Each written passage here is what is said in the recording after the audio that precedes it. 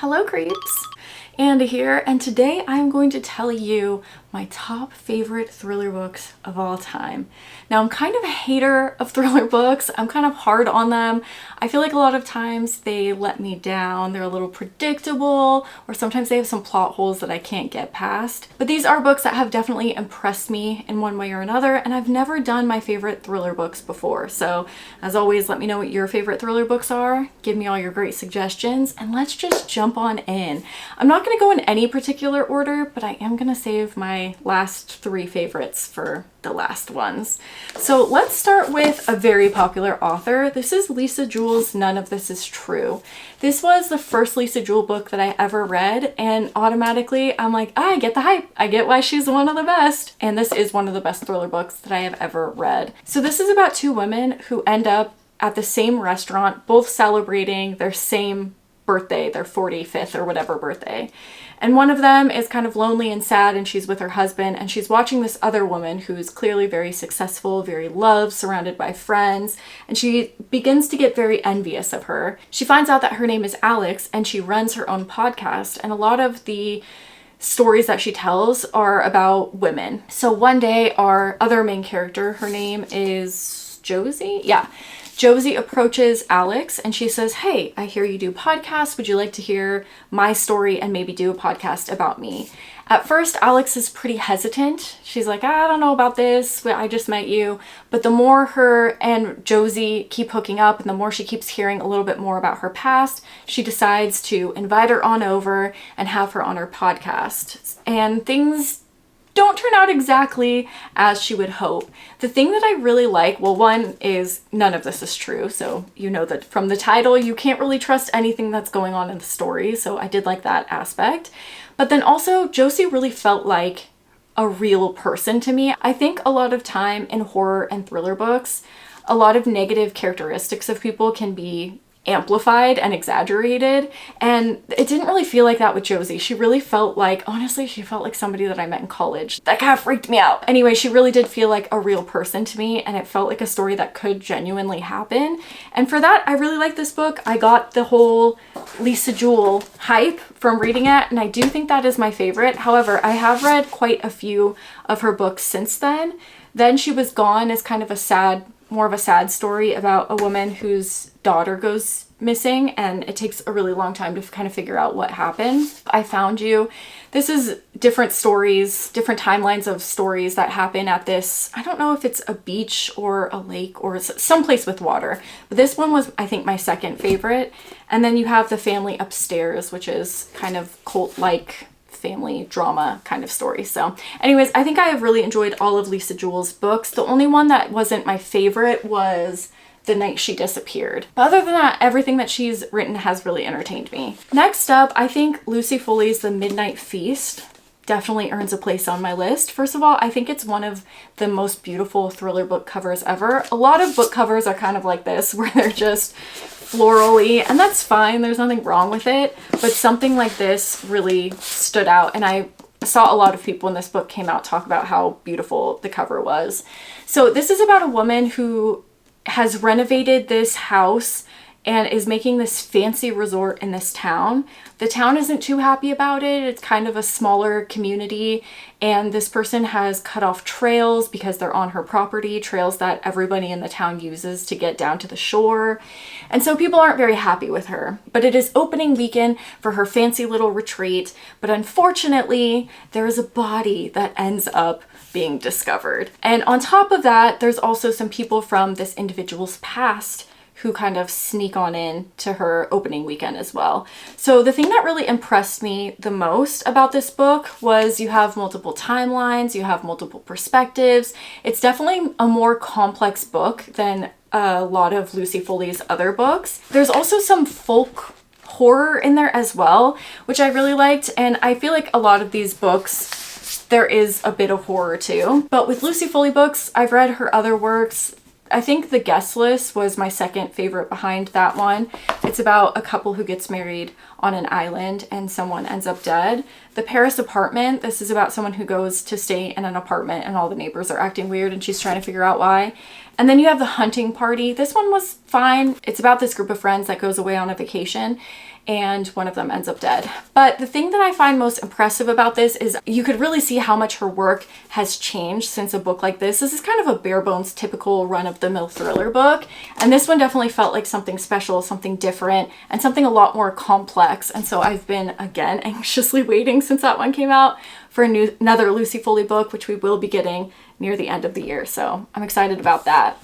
The next one I have here is The Drowning Woman by Robin Harding. I have read, I think, one or two other of her books, and they were fine, just sort of typical thrillers, but this one blew me out of the water because she drowns in water. Okay, it's about this woman who's down on her luck. Her name is Lee, and she is homeless and she's sleeping in her car. And one thing I really loved about this book was a look into what it's like to be homeless. I think a lot of times homeless people are kind of demonized by society and dehumanized, and this book really did humanize that aspect of just not having a home and struggling and doing everything you can to get your feet on the ground. Is that the expression? Unfortunately, when you're just sort of surviving, it takes a whole lot more than just working a 9-to-5 job to gain any amount of money to try to get, you know, a down payment, to rent an apartment, or to have more money for groceries or whatever. So it really focuses on this woman's struggles, and especially being a woman, and the fear that that woman has to go through being a woman that is homeless and on her own.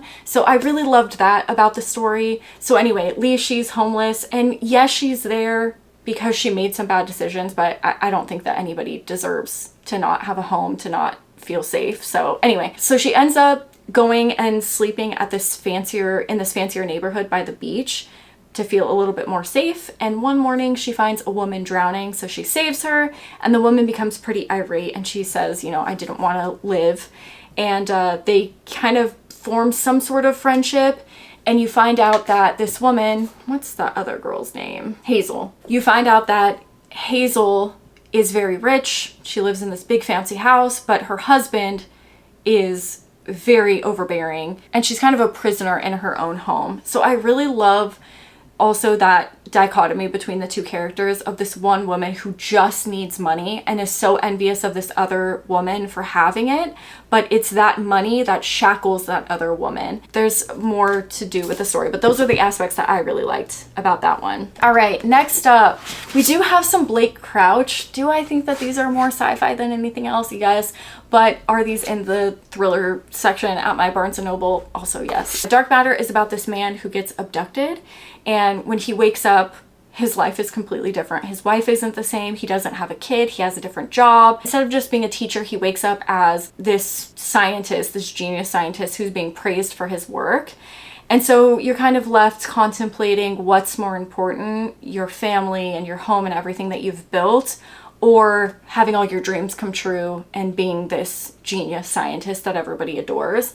And so basically he spends the whole book trying to get his wife back, his life back. And so this one, it definitely has a bit of everything. You have your sci-fi, your action, your thriller. You also have a little bit of that family drama and, you know, a little bit of romance and stuff too. So with Recursion, you have this disease that's taking people over, and it's messing with their memory. So you could have somebody who shows up at your door and says, we were married for 30 years. And you could be like, sir, I have never seen you in my life. But they have the memories. They genuinely think that you two have been married. And this is happening across the nation. So you have a scientist and a sheriff who are working to try to figure out what's going on. And in the back it says they're trapped in a loop of ever-growing chaos. This is definitely one of those existential crisis type books, but I really, really did adore both of those. All right, now guys, we're at our top 3 books. If you take away anything from this video, it is please, please buy a Tess Gerritsen book. I know that I talk about her all the time. I know I tell you how much I love her, but I promise you, if you are anybody who loves a good thriller book, because I'm not gonna lie, there's some disheartening thrillers out there that I read and I go, huh? And that's great. There's nothing wrong with that. But I like thrillers that genuinely impress me, and Tess will do that again and again and again. And she also has such a range. She has modern day sort of medical thrillers about trying to stop people who are illegally harvesting organs from people. She has historical medical thrillers. This one's takes place in the 1830s about what was going on back then. You also have this, her Rizzolian Isles series. This one starts with the surgeon. I would highly recommend if you like cop versus bad guy, serial killer, Silence of the Lambs type stories. That's definitely how this one feels. And it's nothing like the Rizzolian Isle series. Her books are dark and gory and bloody and dark. And that is why I adore them so much. But this one is about the serial killer who seems to be taking after another serial killer who was murdered, and he's murdering women and stealing their uteruses. It's fantastic. I think I'm on number, I don't know, 8 or 9 of the series right now. And then I just read Gravity by Tess Gerritsen, and this is the reason why, this and the next book is the reason why I wanted to do this whole video, because holy crap, did this book blow me away. This was so freaking good.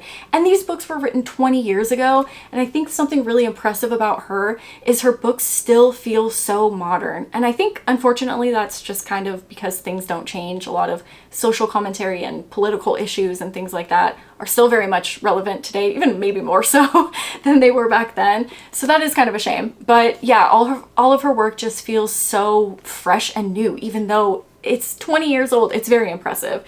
So anyway, this is about astronauts up in the ISS, and somehow they come into contact with this dangerous bug that's making them all sick. And I gotta tell you, this is one of the more gory books that I've read. The virus is kind of like Ebola. I'm not giving anything away, but it's kind of like an Ebola, liquefy your organs, die in a horrific manner kind of thing.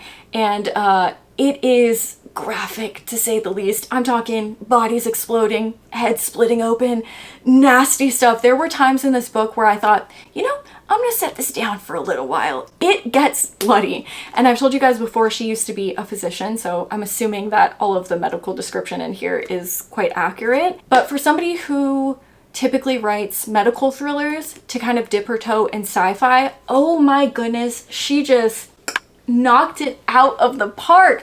I was so impressed by this. It has, again, a little bit of everything. You have sci-fi, you have adventure, you have romance, you have horror, you have thriller, you have kind of a little bit of everything, and I just adore her. So please, please buy a Tess Gerritsen book. I really don't think that you will be disappointed. Next up, guys, I read Her Last Breath by Taylor Adams. Oh my god, this book was so good. It's about 2 friends that go caving together, and before they enter the cave, there's a guy hanging around, and they're like, this guy's kind of weird, but whatever. So they go on their way. They get deep in the belly of the cave and realize that that man has been following them. Talk about being in the worst place that you could possibly be. This is definitely not one of these people making stupid decisions. They ran up the stairs when they should have ran out the front door type of things. This is truly worst case scenario. I really can't imagine a worse place to be, being followed by someone, than inside of a cave with only one exit. So anyway, this book was fantastic. I feel like the writer did a great job of describing just enough about caving to where you feel claustrophobic, you can see how black it is, and you know, envision just one little lamp lighting up the space, but it wasn't over descriptive, so you really got to use your imagination and put yourself in the shoes of these cavers. I also think the structure of this story was so unbelievably impressive to me. At first you're like, oh, this is so strange. It kind of goes back and forth and all around, and it's written so weird. It honestly must have been a nightmare to write, but it was a delight to read. I absolutely loved it. This is a great book. It was one of the best thrillers I've ever read, and already I want to reread it again. And I don't know, maybe with the exception of the next book, of a book that I have read and immediately been like, I want to go back. I want to read that again. It was so fun. I was so impressed by it. Now, the last book I have talked about before. Last year I talked about this one quite a bit. It might be my favorite thriller book of all time, but I'm telling you, Her Last Breath, the Tess Gerritsen one, I don't know. But this is Not Quite Dead Yet by Holly Jackson. This book is so good. This is about a young girl who gets attacked on Halloween. She suffers a horrific brain injury, and the doctors tell her that within 7 days and probably about a week, she will suffer from a life-threatening aneurysm and die. And they don't know who attacked her. So she has her whole life kind of put things off and not really trusted in herself enough to do the things that she wanted to do, follow her dreams, achieve any goals, and she's really been kind of stuck in the past and not allowed herself to move forward. But she is determined in the next 7 days to figure out who killed her. So she's essentially solving her own murder. So first of all, one of the coolest plot lines of a book. And second of all, I think the story has just such a beautiful sentiment behind it. I mean, I really connected with this main character. I think probably everybody can. I think really the main theme behind it was living your life, not putting things off till tomorrow. Stop being the thing that blocks your path of whatever it is that you want to do. Write that book, write that song, make that video, put yourself out there, apply for that job, whatever it is. Stop being your own worst enemy. And I loved this book. I connected with it so much. I loved the main character.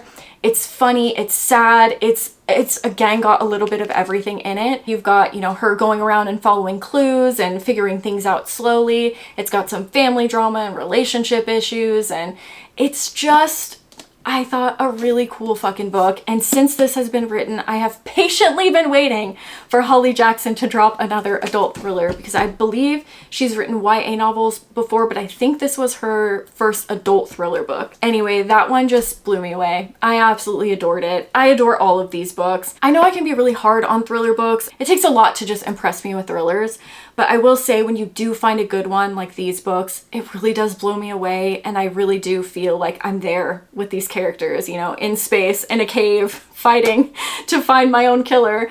I just love all of these books. But let me know what your guys' favorite thriller books are. Do you like all thrillers? Or are you kind of selective like I am? Have you read any of these books? Let me know. Thank you so much for watching, and I will see you soon with another horror video. Bye, guys.